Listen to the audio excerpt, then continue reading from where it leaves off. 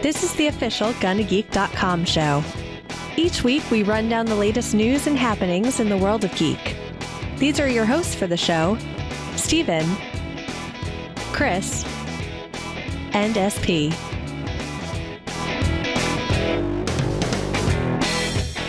Welcome to an all-new episode of the official GonnaGeek.com show. I am Steven Jondrew, and I am pleased to say the wonderful, the fantastic Chris Farrell is here this week. Those are not words people use to describe me. I'm also happy to say that the less fantastic, the less awesome SP is here this week. Yeah, I was mowing the lawn and I fertilized my lawn shirtless today. Wow. I'm definitely not fixing my backdrop as I'm talking off of camera right now. That's definitely not happening. But I'm can send you a video of it if you don't believe me. No, I'm good. Please do send that to @StevenJondrew on Twitter, @StevenJondrew. Well, I am pleased to say that it's been far too long since we've had our guest on today. It has been, I don't know, like half a year, I want to say, and it is well overdue for Michelle Ely to come back. Michelle, thank you for coming back this week. I'm so happy to be here. My in real life D&D game that happened on Monday is over. We won. That's cool. Now I'm here. I am so happy to hear we were rejected for others. You know, it's always a good day when I find out that we have been rejected for somebody else. What can I say? I made a commitment. I promised them, I love you. I'm just happy to be here. I'll be honest. If someone else asked me to go do anything that I didn't want to do instead of this show, I'd go do that thing. We know. Playing second fiddle is what we do. It is. Remember, Steven, I have more appearances than you. That's true. Well, Michelle Ely, the one thing has happened since you were last on, and it's that you've wrapped up the Starling Tribune. I heard that SP and Chris, they're just like, I'm done. I'm out of here. And they left it to you, and you said, fine, I'll go do other things. But you're still doing a show on the Gonna Geek Network. What show is that? It's called Legends of S.H.I.E.L.D. I am an official agent now, and I'm on there with SP, Lauren, and Haley. Well, I am so happy to hear that you're on there with Lauren and Haley. That's fantastic. Well, got to keep SP in line. Who? You just cut out when you said the name. I couldn't hear you there. SP. I guess Chris does guest occasionally on there, doesn't he? It's been a while, but okay, fair enough. It's been like 3 years. But seriously, he's got to watch the shows in order to be on it. You should definitely check out Michelle if you're not on the Legends of S.H.I.E.L.D. program theater. Michelle is wonderful over there. You can check that at GonnaGeekNetwork.com. And also, while you're over there, actually head to Twitter. Let's do this on Twitter. Go to Twitter, tweet all three of these people here, and tweet them with hashtag Bring Back Starling Tribune. I think you should go and tweet them right now. Let's start the movement. Hashtag Bring Back Starling Tribune. How about hashtag Fix Legends? Hashtag Bring Back Brandon Routh. Absolutely. Let's go ahead, though, and move on to the news.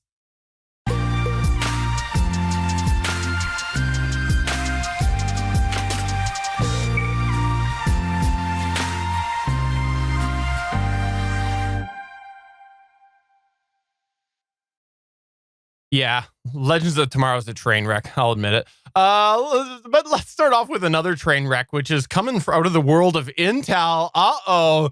If you weren't familiar, a few years back, there was a whole flaw that was discovered with the hardware on certain Intel processors. I believe it was Spectre and something else. I remember Spectre because we had a Spectre watch, 20 blah, blah, blah. Fishing. We had a whole thing. It was, long story short, was that there was a critical flaw that was found on the hardware of Intel processors, and there was some sort of ways to maybe sort of implement some kind of maybe patch, but not really. But it was a possibility. Well, guess what?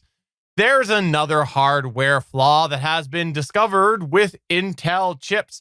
There is a flaw that exists on the hardware level of modern Intel processors over the last 5 years that could potentially allow attackers to create certain malware, such as keyloggers, that's going to not be detectable by traditional antivirus systems. So essentially, if you've got one of these processors, which again covers 5 years, you're screwed. The flaw is potentially there.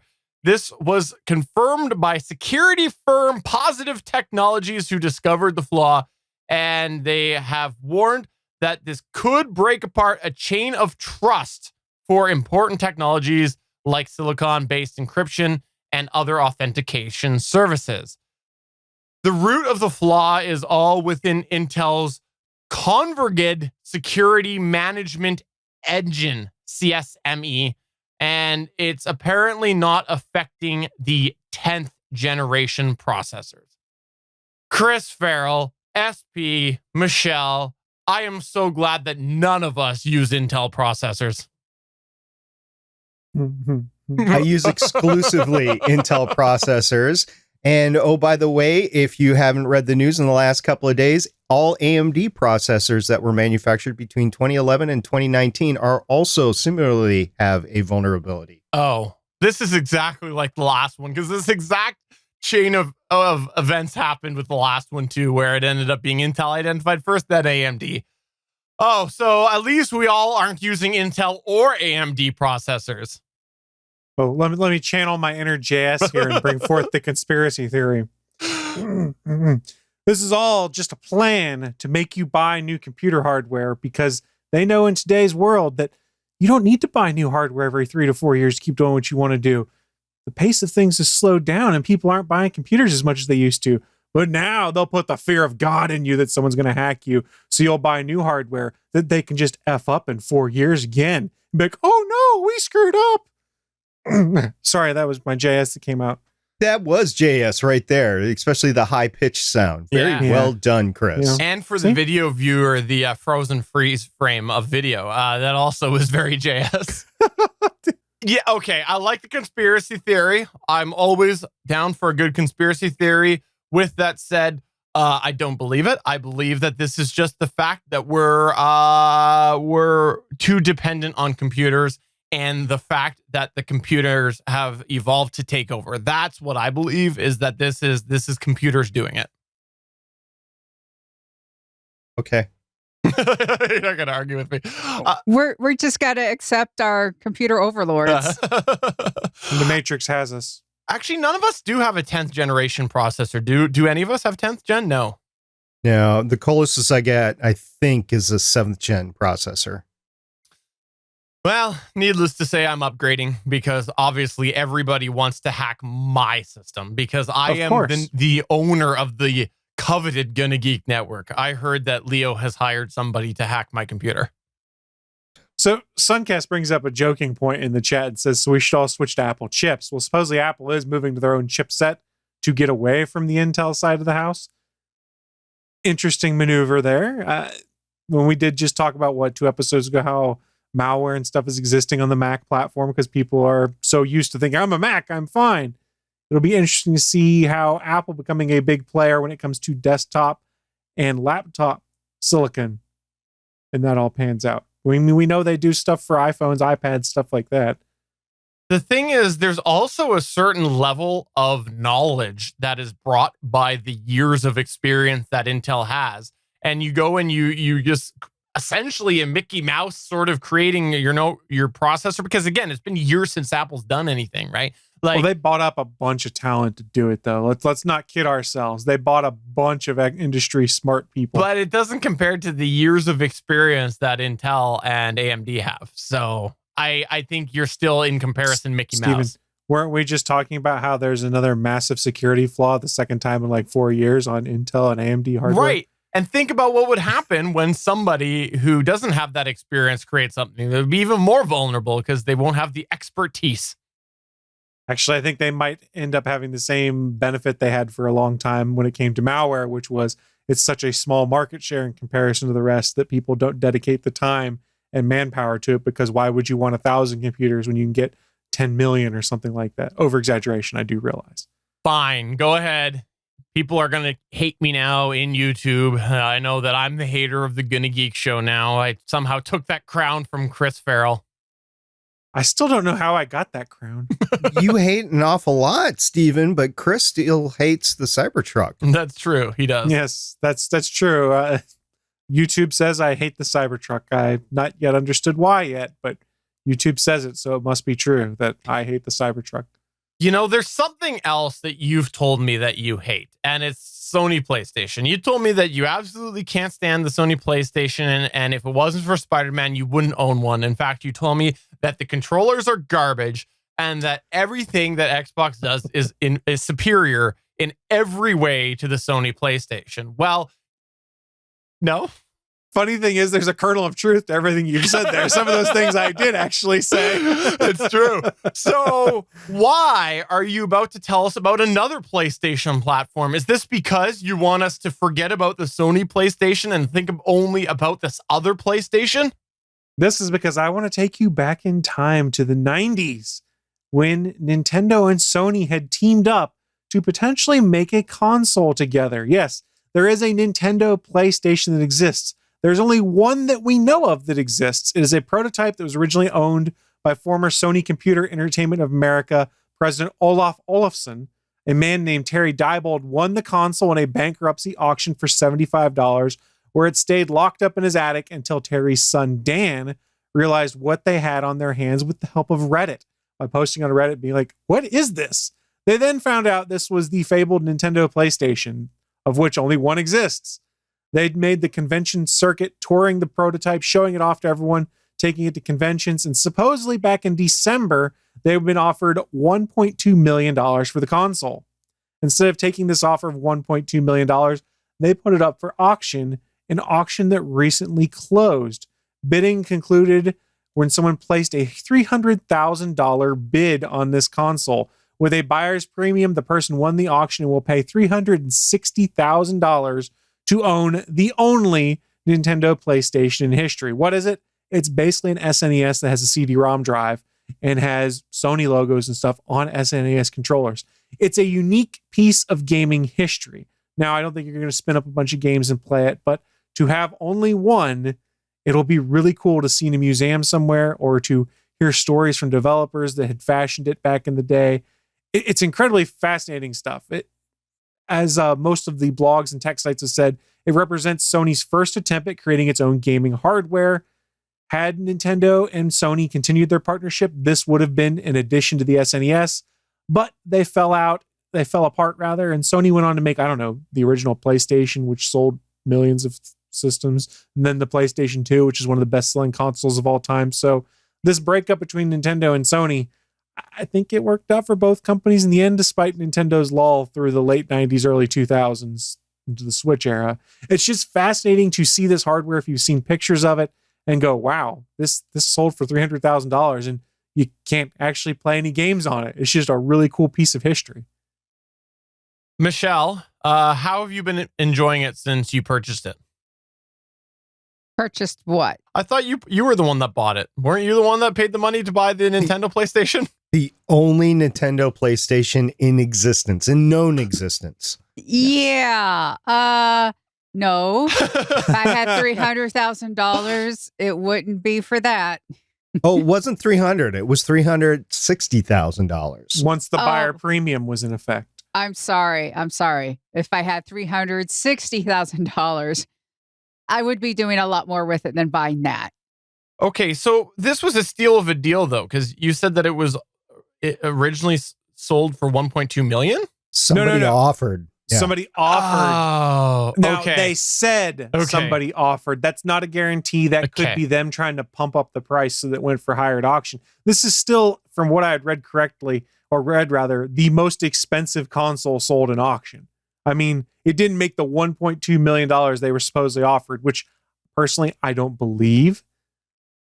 Because, if that person offered $1.2 million, they probably would have gone to the auction and pumped up the prices. And from what I had read, the man that won this console is one of the founders of Pets.com from the 1990s era before the .com burst. So not only do you hate the Cybertruck, you now hate auctioneers. I never said that. I mean, you didn't believe them. for making their... No. It's the original seller of the console I said I didn't believe, not the auctioneer. because it was the younger Diebold who said they were offered, no, excuse me, the older Diebold who said they'd been offered 1.2 million at one of these conventions. And I call BS on that because were I them, I'd have been like, done. Give me that 1.2 million, because I didn't think there was any expectation it would come close to that in auction. And I was right. You are a Diebold hater. I personally am a bigger fan of di-italics or di-underlined, not Diebold. Dianetics? Are you a Scientologist? I like dielectrics.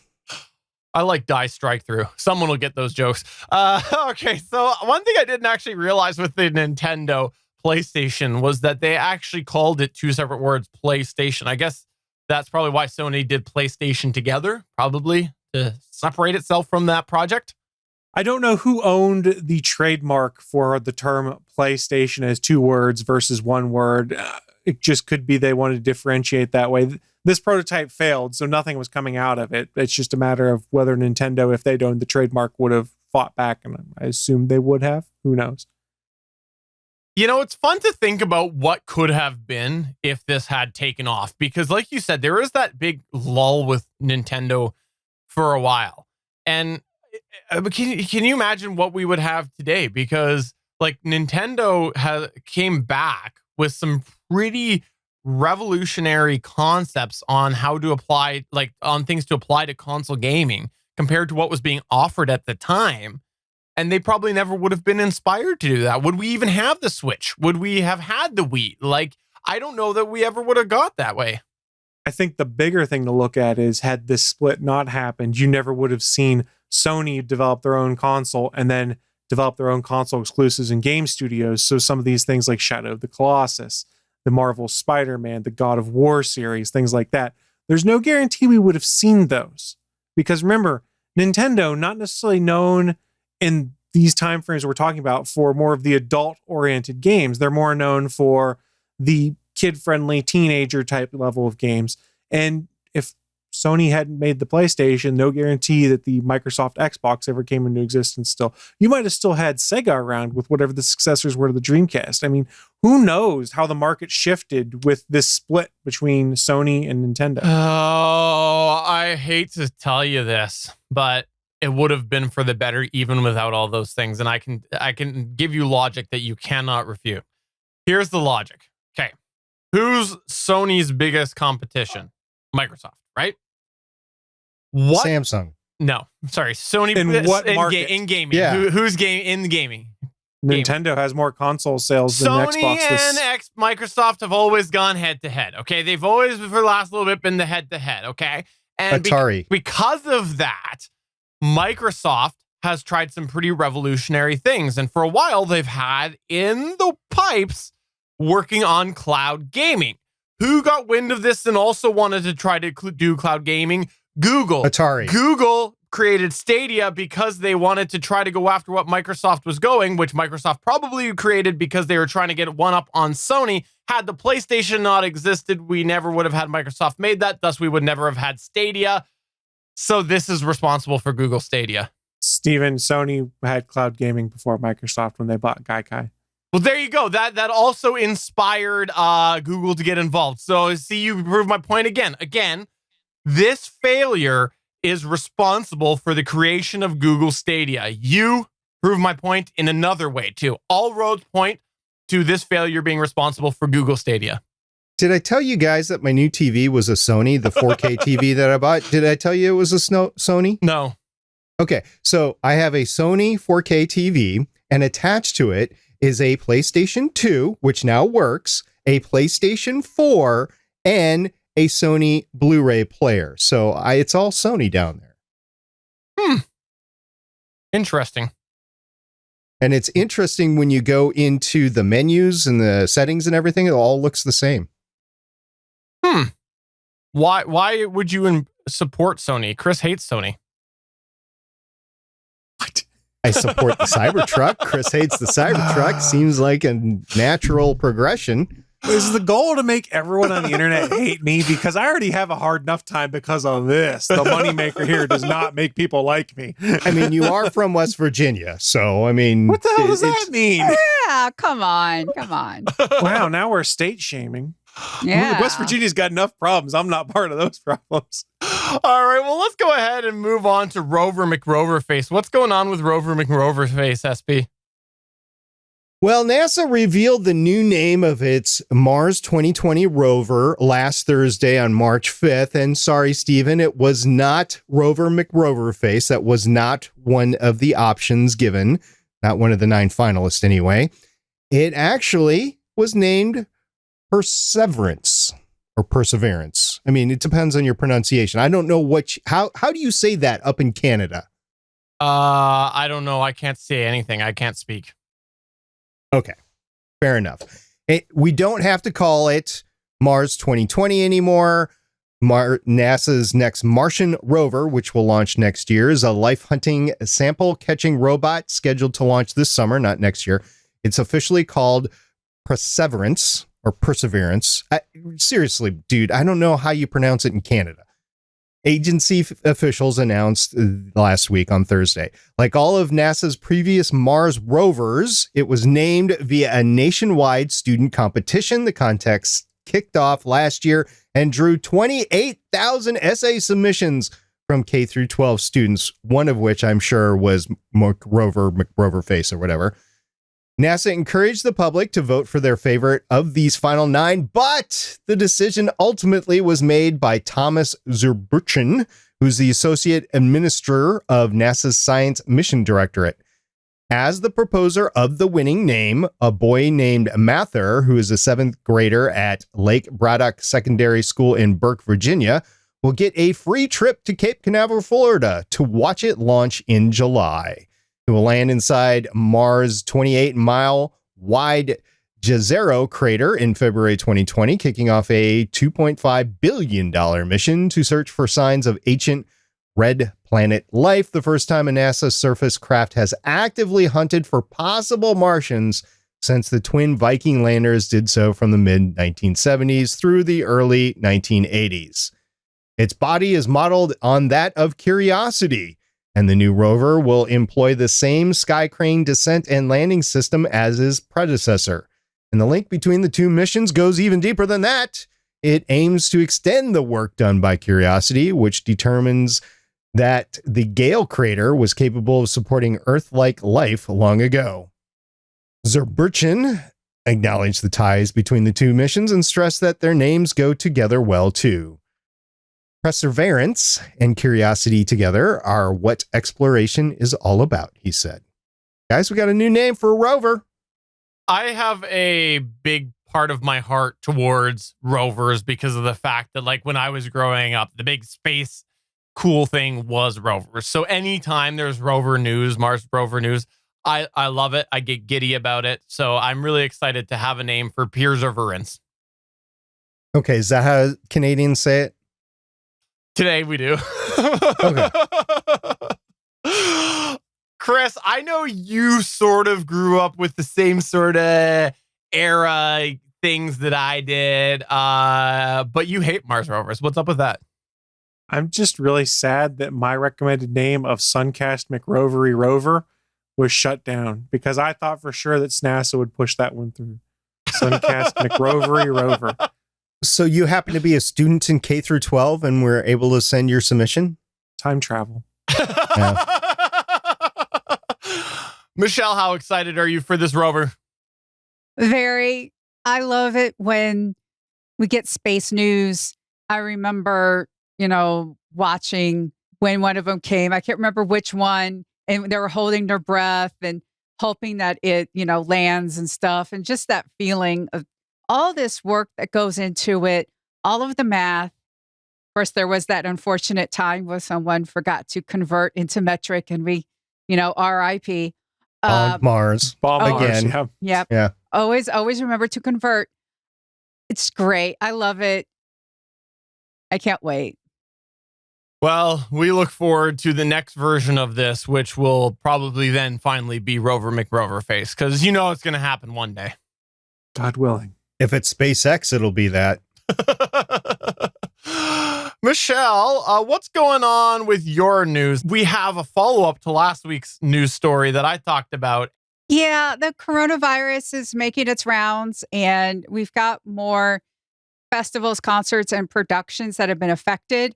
This is not the entire list by far. I've just brought up ones that probably most people know about or concerned about. I'm going to start with concerts. First off, Mariah Carey's postponed her Hawaii concert to November.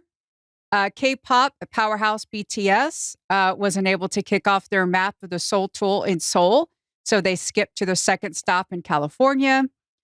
Green Day canceled several planned tour dates in countries affected by the coronavirus, and there's other concerts that have also been either canceled or moved. Festivals and conferences. South by Southwest, that's a big one that's been canceled. Seattle's Emerald City Comic Con has been postponed. There's no real date, but they're hoping to do it in the summer. And then we have Google Cloud Next 20 has pivoted from a physical event to a free, global, digital-first, multi-day experience. It has also been redubbed Google Cloud Next 20 Digital Connect and will feature live streaming keynotes and sessions. On to some launches and premieres. Disney Plus European Press launch. Disney Plus axed its 2-day European Press launch in London. Instead, they'll promote the streaming service online. The film Mulan, the Chinese release date, has been delayed indefinitely. No Time to Die, the James Bond film, has been postponed to November 2020. And we have film and TV shoots. The Amazing Race, season 33 of the reality adventure show, was temporarily postponed, just 3 episodes into production. And Mission Impossible 7, which I can't believe there's 7 of them now, Paramount Pictures has halted production. Well, Mission Impossible is one of the best franchises out right now. I honestly think neither here nor there, but you did bring up a lot of things that are shut down. There's also the sports aspect of things where the NBA was talking about potentially playing games in empty arenas. They've also set up NBA, Major League Baseball, and NHL have all pretty much limited access to the locker rooms. So like press and stuff can't go back. They're only authorized personnel. So there are a lot of contingency plans and safety plans that are being put in place. The NCAA Division III basketball tournament, they will not be having any spectators. We'll see what happens with the actual NCAA tournament. And you brought up an interesting one, South by Southwest. That was not canceled by the conference. That was canceled by the city so that the conference could then use their insurance to pay back everybody that they needed to. That's been what's rough for all of this is, yes, we need to be careful. There's a lot of people who work these public spaces that are now being affected. I've gone to many conventions and everything from people who work security to food vendors, food truck people, hotel, people who work in the hotel industry, local restaurants, basic tourists, for example, Gen Con in Indianapolis can bring in a good $5 million. Here's like 4 days, and it brings all these millions of dollars into the city. It impacts a lot more than what people think. People actually, because it's a 4-day event, some people come in early. They go to other things in Indianapolis. If they cancel Gen Con, this is the big thing a lot of us are worried about. Because of South by Southwest has been canceled, and then ECCC has been canceled. While Gen Con is in August, a lot of people right now, you have to have your badge right now. Housing has been going underway. It's one of the ones people are keeping an eye on. And what's really unfortunate is like I've gone to conventions and there's something called con crud, and this is why these things are being canceled or postponed, is because we're learning people don't know how to wash their hands. And this is the number one way to, combat it. The virus actually has this fatty lipid layer. The soap breaks it off and, the water washes it away. So wash your hands. John Oliver did a great piece on last week tonight, where his first thing about how to, what to do is don't be racist. For some reason, they're not going through their local Chinatowns. don't do that unless you're absolutely necessary. Also, another thing that's been happening, the sales of Corona beer have decreased. It doesn't, there's no connection. It's okay to buy Corona beer. Corona beer is not connected to the coronavirus. So it's okay. Just keep yourself, informed. World Health Organization is a good place, a good site to go to. Again, cough into your arm. So kids out there, if you want to know what we're talking about, basically, if you need to cough or sneeze, do the dab. All right. That's basically what we're asking you to do is do the dab. Yes. Yes. Do the dab. I know a lot of the millennials and, what do they call it? Z's, Y's? I don't know what's coming after. Yeah, we're I think it's Z. Isn't it Z? Is it Z? Z? I think it's Z. Yeah. I think that's what it is. Anyway, do the dab. That's what we're asking you to do. Yes, there you go. I just do the dab all the time. I'll be honest. It's, something that I do. I walk out of an important meeting. I dab my way out. That's all. Of course. And I really hope that we get away from, we're starting to see it. You don't have to shake everyone's hand when you see people, especially right now when you've got a bunch of people like and cough all over the hand. You're like, I don't want to touch you. I really don't. Go for the elbros, as we joked about on other shows, or do that. Or the other one I saw, I think was a video out of Korea where two people walked up to each other and kind of like tapped feet. And that's how they did. I was like, okay, if you have to acknowledge someone somehow. You can bow and you can also do the Vulcan salute. What if you miss with your elbow and you hit their nose instead? Then you're going to get sued. Yeah. I was going to say, accidentally in air quotes, SB. I mean, how hard are you swinging your elbow? I mean, I'm talking about just like tap elbows. Me, it depends on how much I like or dislike the person that I'm greeting. Oh, man, I'm glad there's a bunch of space between us right now. Can I just say that if we lose the handshake out of this thing, like forever we lose the handshake, I'm good with it. The handshake is such an antiquated thing. We don't need a handshake. Nah, get rid of the handshake. I could go into the evolution of that and salutes, military salutes, and how they came about with knights and stuff. But I'll save that for another day. The Japanese bow. Yeah. And Vulcan salute. I know. That's okay. The bow, I totally like the bow. I don't like the hand-to-hand contact. I don't think we need the physical contact anymore. I used to handshake everybody when I worked in retail because you had to. It's like you make a deal, you do the handshake. It's annoying because I know that guy just came out of the bathroom, didn't wash his hands because I know that bathroom's been broken for 3 weeks. So it's like, ugh. For an Gonna Geek After Dark episode sometime, we'll have to go through my stories of handshakes with active sitting presidents. Fair enough. They're interesting stories. Yeah, that'd be interesting. I bet. Okay, but one last thing that I want to personally mention on here in regards to this whole situation is that I live in an area that I went to the store this week, and no, there is no toilet paper to be found. And it's annoying because if I run out of toilet paper, I don't want to go stock up. I just need toilet paper for my tushy. That's all. You need a hose, man. You need a hose. Just get a bidet. Yeah, exactly. Toilet paper's not low at my store. All the hand sanitizer was gone, but all the hand soap was still there. That's what you need. You need the hand soap. Sing happy birthday twice when you wash your hands. Or Country Roads. Twinkle, twinkle, little star. Yeah. Yeah. All I know is that I've been telling my boss for weeks now that the reason I'm away from my desk so much is because I'm overwashing. Just ignore the fact that I went down the road to the bar. Just forget about that. Well, you got to wash your hands with beer. Well, my favorite was there were people that were actually asking Tito's Vodka on Twitter whether they could use Tito's Vodka as hand sanitizer. I'm like, no, there's not enough alcohol content in our vodka. And go use soap and water. Yeah.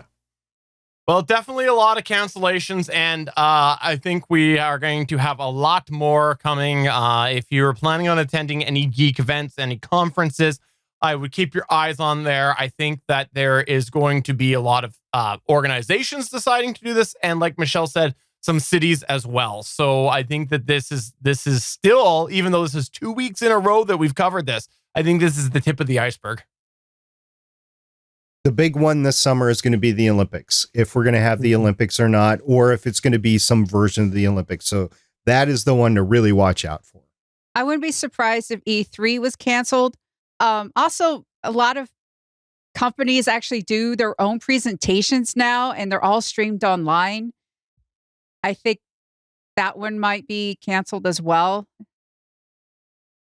All I know is that Chris is very, very, very angry that Tesla hasn't canceled any events. I know that he's still waiting on that. So mad. In all seriousness, though, we're not trying to do fear mongering, just like we said last week. Just be smart and be aware of the situation. Wash your hands. If you feel sick, don't go to work. Don't go outside, get other people contaminated. And if you're really worried that you've got something, go to the doctor. Take care of yourself. Michelle, you bring up a good point in that a lot of people are doing everything virtually now. I wonder how many of these conferences are going to actually survive through to next year, because like South by Southwest, people are going to be saying, so what did we miss this year? Nothing. Should we really go next year? I don't know. I think people are going to look and see if some of these events will continue in the future. South by Southwest, I would see continuing just because it becomes a party, and that's more of what it's known for. Well, same with like Coachella and stuff like that. That's exactly why companies won't support it, because it doesn't add to their bottom line. Well, let's go ahead and move on to a special edition of Geek Wars.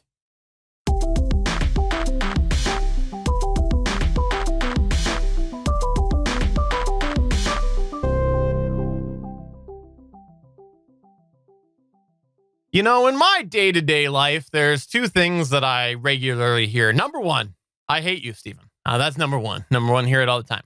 And number two, I like to see you suffer, Stephen, because I hate you. And today, we are going to appease those listeners and viewers who are saying those things every single week. Because we're doing Geek Wars, but I am not the one asking the questions. Chris Farrell has decided that he is going to do a Martin themed Geek Wars. Is this all about Martin from The Simpsons? Yes, of course. Or Martin Lawrence's show called Martin. No, in all seriousness, what is going on is I was talking with Stephen. He's like, what do you got for your segment? And I kind of momentarily paused and went, wait a second. Tomorrow's March 10th.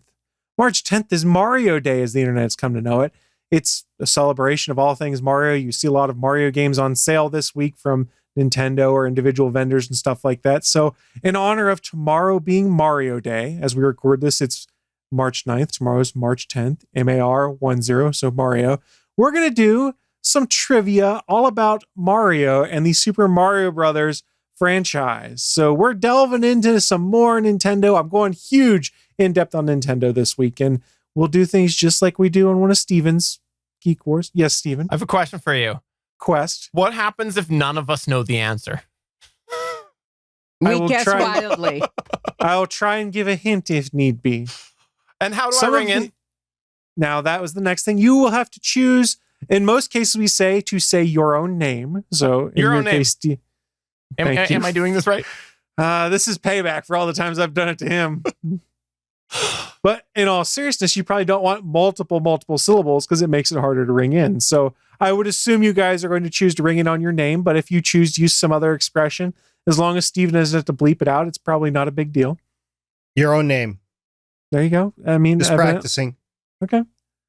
My own name. It's fine by me if that's the path you guys want to go. George. And I have George. Michelle. There you go. See, that's easy. I got 10 questions here. Chris. Some of these questions are worth multiple points.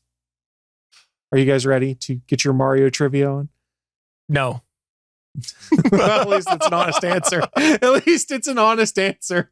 I'm the wrong guy to be in the seat right now. Yeah. So I'm awful at trivia, so let's watch Michelle be bad at trivia again. Maybe we'll do we'll change the rules on Chris here. Maybe it'll be the person that has the most original answer, because I think all of us are going to know. And just joking. Okay. No. Let's do it proper. Some of these questions aren't terrible, though. So we'll start out. You guys might not have been aware, some people might have been. Mario was originally a character in Donkey Kong. In the game Donkey Kong, what was Mario's original name? Because it was not Mario. Mr. Fantastic. Okay, Mr. Fantastic, what's your answer? Barrel thrower at monkeys. I like that one, but that is sadly not correct. Okay. Anyone Michelle. else? Michelle? Bob. Bob the Jumper. Steven. Go ahead, Steven. Was it Jumper? You are very close. I'll give you half a point. You're so close. Yeah! Really? Mario's original name in the Donkey Kong games was Jumpman. All one word. Jumpman. I think I did know this. And then they made an actual game called Jumpman, didn't they? At one point in time, I do believe they did. And so when they were coming up with the name Jumpman, they then decided we can't really stick with this name. We need something a bit more original. So what was the inspiration for Mario's name change? I did not know this until I started researching it, but it was a cool little tidbit. Why did Jumpman become Mario? That's the question? Yes. Why did Jumpman, what was the inspiration for Jumpman to become Mario? Mr. Fantastic.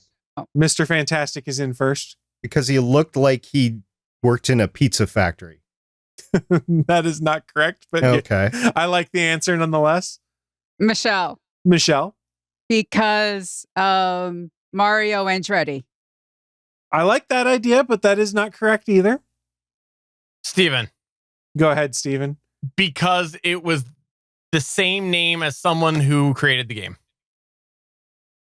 It was based off the name of an existing person. What was the case is when they were plotting out the release and trying to come up with plans for what was going to happen, the landlord of Nintendo of America, Mario Segale, came in demanding overdue rent in the middle of their meeting where they were coming up with their plans for Donkey Kong and the potential of renaming Jumpman to something else. So in honor of Mario Segale, their landlord, who they owed rent money to, they were behind on, they named the character after him. I thought it was a really cool fact when I read that. You know, I'm so glad you asked that to us because I just read it yesterday. I forgot all about it. You know, it's a fact, I'm sure you did. Fact that I drop all the time. He read it on his Google search that he just did when he was trying to answer the question. Right. I don't Google. I'm a big no Googler. You're searching. Nope.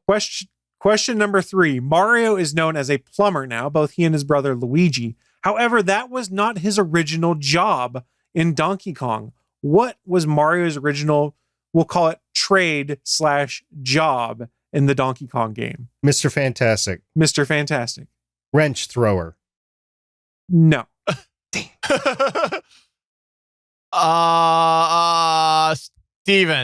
Steven, go ahead. He was a builder. You're close, but not quite. Oh. That's the closest answer so far. A crafter of barrels. You are also close, but his original job, he was a carpenter.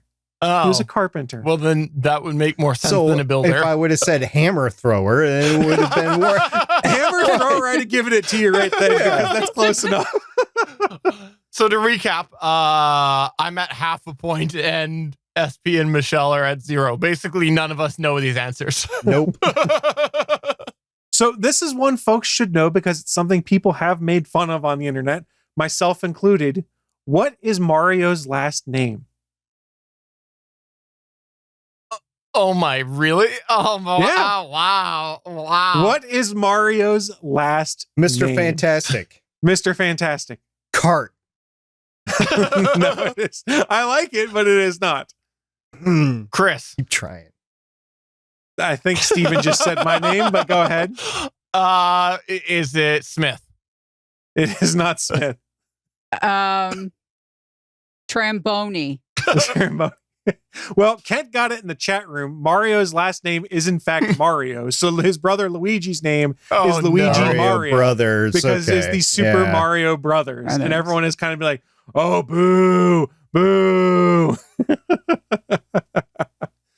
I kind of wish that Nintendo didn't come on back. Now, I kind of wish they stayed dead. Well, I kind of feel bad about this game. I will give you guys a hint on this upcoming question I have now. So Shigeru Miyamoto is well known as one of the creators of Mario, things like that. What was the first Mario game to be made without Shigeru Miyamoto's involvement? And your hint is this game released on the original Game Boy. Wow. It released in 1989. Sorry, if that helps question anymore. again. What was the exact question again? What was the first Mario game to be made without Shigeru Miyamoto's involvement? Oh, Mr. Fantastic. Mr. Fantastic. Donkey Kong 2. No. Steven. Steven. Super Mario Party? No.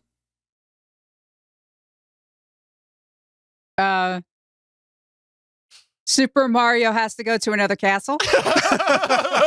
Sadly, no. What the title was Super Mario Land, which was developed with a different producer by the name of, I'm going to screw up his name, Gunpei Yokoi, and it sold 18 million copies. So they did all right without Miyamoto involved. It also introduced Mario's new love interest, Princess Daisy, who we had not seen before. Was that 18 million copies worldwide or in just one country?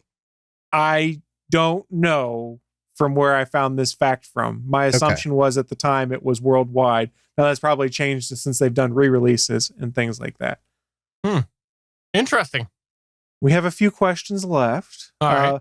Question 6. Mario's arch nemesis we now know as Bowser. However, there was a different name in the original Japanese translation that came to the United States. What was Bowser's original name in the first Super Mario Brothers game? If you guys do not get it, I can give you Steven. King Koopa? You are correct. Yeah! 1 point for you, sir. He was originally known as King Koopa, which was a fairly accurate translation of the original Japanese name. He was then renamed as Bowser, which would then give him the title King of the Koopas. I don't know why I knew that. Like we used to refer to him as King Koopa. Was it on the screen? Because I remember, like, as a young Steven, like in Mario 1, I believe it was. Okay, because I remember talking to my brother about it and thinking, and I don't know. I guess I always took that for granted and didn't really think about it. So they did some renaming from the original Mario Brothers game to later ones, and keep that in mind because there might be another trivia question coming up about a different character whose name was changed. So, the next question here. This one's fairly easy, I thought. What part of Mario's body does he use to break bricks? Michelle. What? Oh, go ahead. Michelle. His head. That is incorrect. Steven. His fist.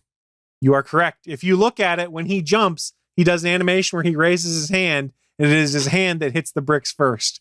It is a very tough to see animation, but he is not actually headbutting the bricks. He is punching them. He's a puncher. Is this like fit like with your actual fist or your elbow like SP? Yes, both. Oh, I never said I did it.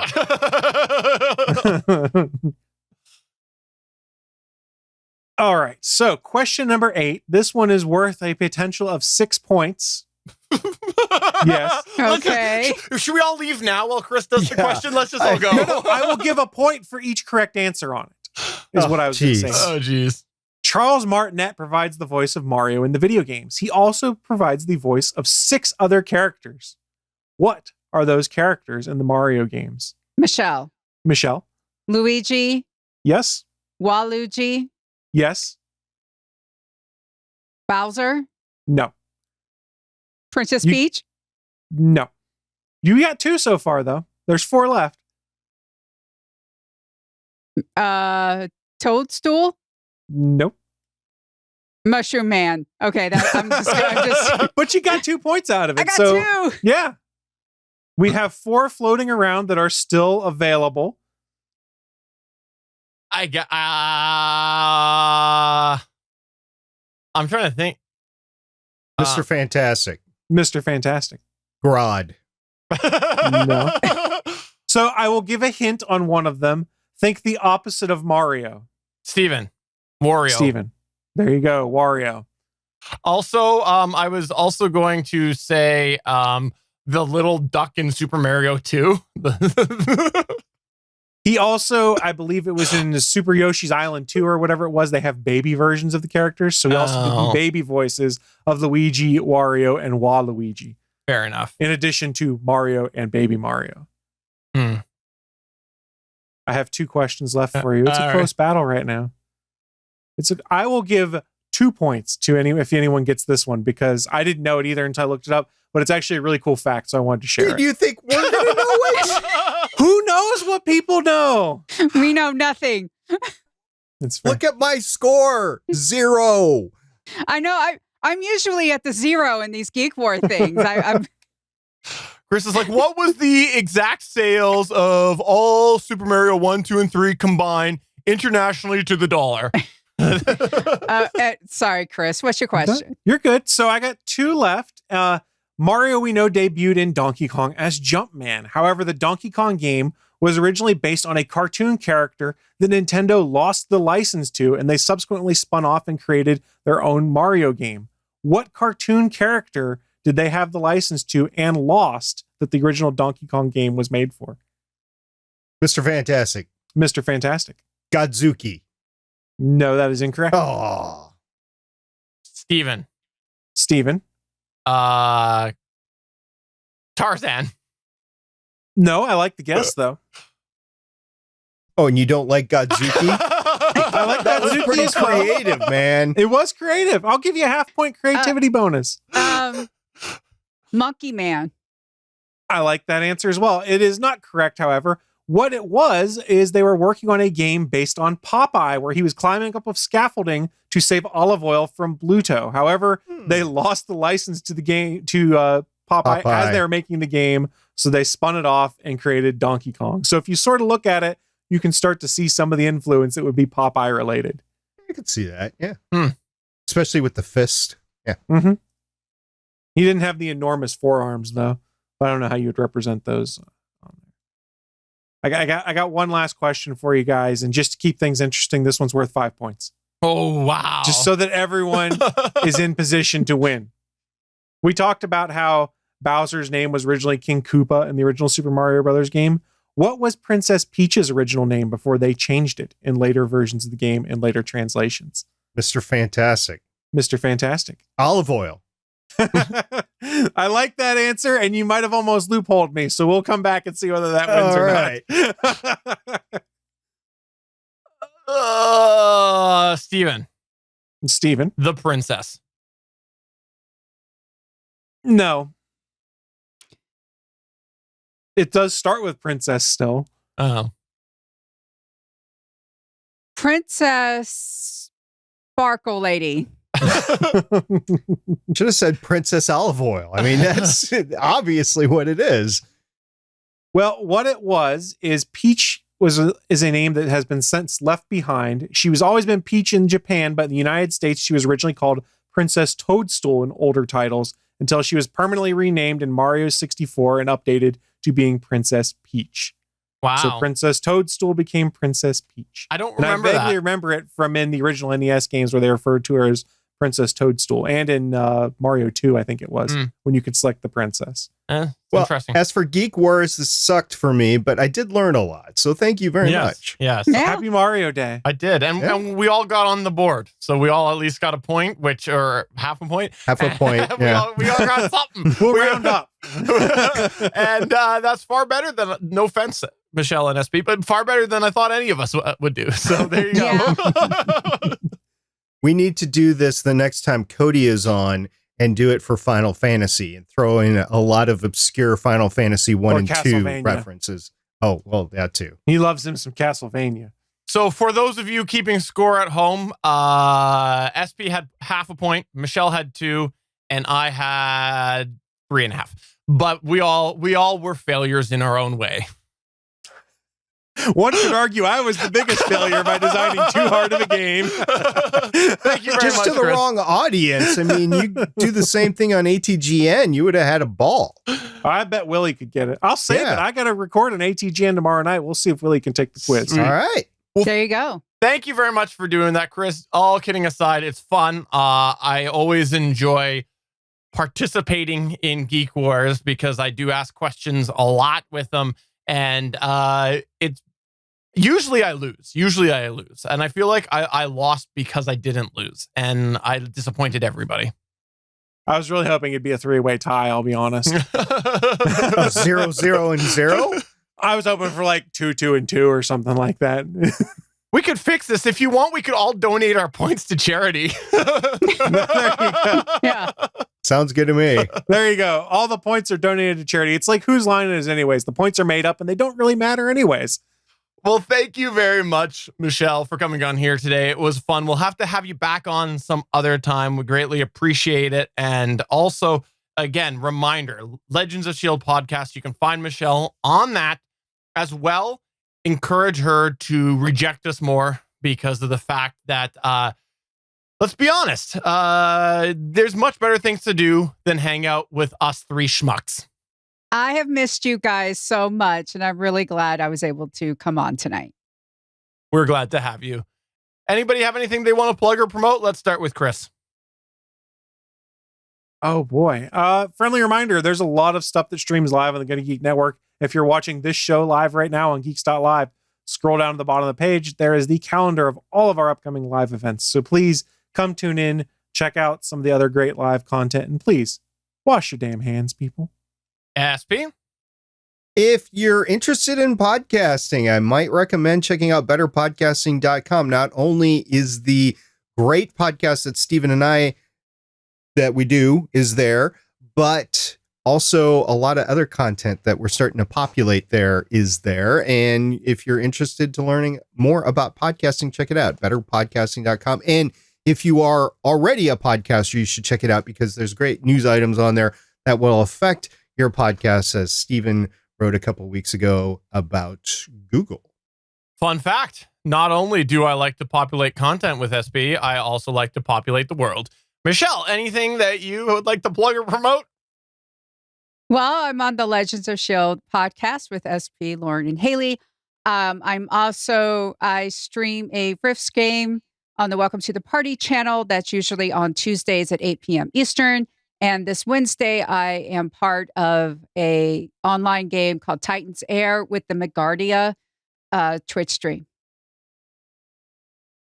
Well, thank you again for coming on here. And if anybody wants to follow Michelle, Twitter's the best, I think, right? Twitter.com/Michelle Ely. Yes. So follow Michelle there, and she's always tweeting her happenings. 2 E's, Michelle Ely. I know. No, I'm just telling our listeners that it's 2 E's and Michelle Ely. SP, are you trying to correct Michelle on her own name? God. No, I didn't do the underscore thing, so it's Michelle Ely as one word. So it's MICHELLEEALEY.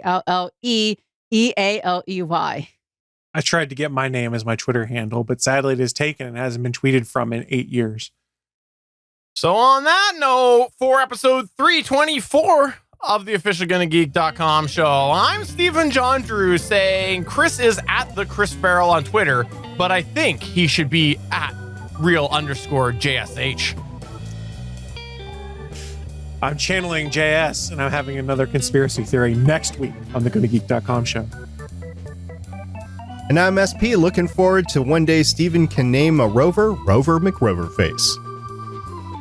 I'm Michelle, and I'm looking forward to the day when Chris doesn't hate everything. Bye. Good luck.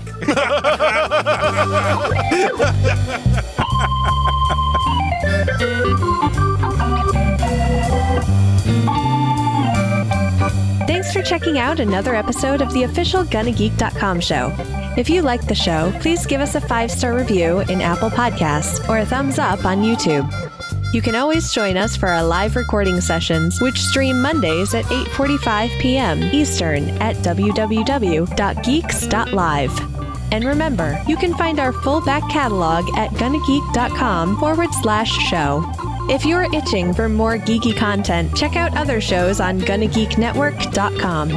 Voice work was by Emily Prokop of the Story Behind podcast. That's it for this episode. We hope to see you back again next week.